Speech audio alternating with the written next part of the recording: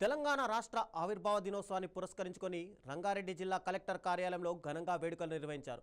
జిల్లా ఇన్ఛార్జ్ మంత్రి దుద్దిల్ల శ్రీధర్ బాబు, జిల్లా కలెక్టర్ నారాయణ రెడ్డి జాతీయ జెండాను ఆవిష్కరించి పోలీసుల గౌరవ వందనాన్ని స్వీకరించారు. అనంతరం రాష్ట్ర సాధనలో అమరుల త్యాగాన్ని స్మరించుకుంటూ తెలంగాణ అభివృద్ధి కోసం ప్రభుత్వం చేపడుతున్న సంక్షేమ అభివృద్ధి కార్యక్రమాల గురించి మంత్రి శ్రీధర్ బాబు వివరించారు.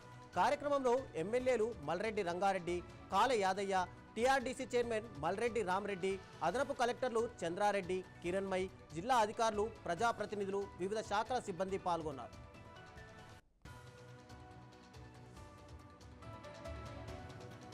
మన తెలంగాణ రాష్ట్ర అవతరణ దినోత్సవ సందర్భంలో యావత్ తెలంగాణ ప్రజలకి, ప్రత్యేకంగా రంగారెడ్డి జిల్లా వాసులందరికీ హృదయపూర్వకంగా శుభాకాంక్షలు, అభినందనలు తెలియజేస్తూ ఈరోజు మా ఫ్లాగ్షిప్ ప్రోగ్రామ్స్ అయిన ఇంద్రమ్మ హౌసింగ్, డబుల్ బెడ్రూమ్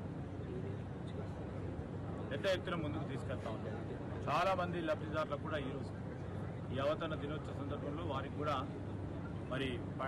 వారికి బెనిఫిషియరీస్కి సంబంధించి వారిని పిలిచి వారి సర్టిఫికెట్స్ కూడా ఇవ్వడం కూడా జరిగింది. సో అవతరణ దినోత్సవం వచ్చినప్పుడు అమరవీరుల త్యాగాలని స్మరిస్తూ ఈరోజు అనేక మంది యువకులు తెలంగాణ రాష్ట్రం రావాలని కోరిన వారందరి ఆకాంక్ష మేరకు మా ప్రభుత్వం, మా కాంగ్రెస్ ప్రభుత్వం ముందుకు వెళ్తూ ఉంది. వెళ్ళే క్రమంలో ఎక్కడ ఏది ఏ పరంగా గత ప్రభుత్వం వదిలిపెట్టిన ఆర్థిక అస్తవ్యస్త విషయాలను కూడా దృష్టి పెట్టుకుని దాన్ని సరిదిద్ది ముందుకు తీసుకెళ్లే కార్యక్రమం. డిఎంకే అధినేత తమిళనాడు ముఖ్యమంత్రి ఎంకే స్టాలిన్ రాజకీయాల్లో డిజిటల్ వ్యూహానికి పదును పెట్టారు.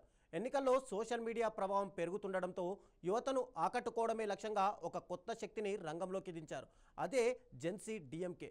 ఇన్స్టాగ్రామ్, వాట్సాప్ లాంటి ఉద్యమాల్లో పార్టీ సిద్ధాంతాలను యువతకు చేరవేయడంలో వెనుకబడ్డామని గ్రహించారు.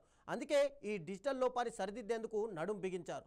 ప్రత్యర్థుల డిజిటల్ రూపాన్ని తిప్పికొట్టడమే లక్ష్యంగా యువతనే సైనికులుగా మార్చి సరికొత్త రాజకీయ సమరానికి నాంది పలికారు. ఈ డిజిటల్ సైన్యం డిఎంకే భవిష్యత్తును ఎలా మరుపు తిప్పుతుందో చూద్దాం.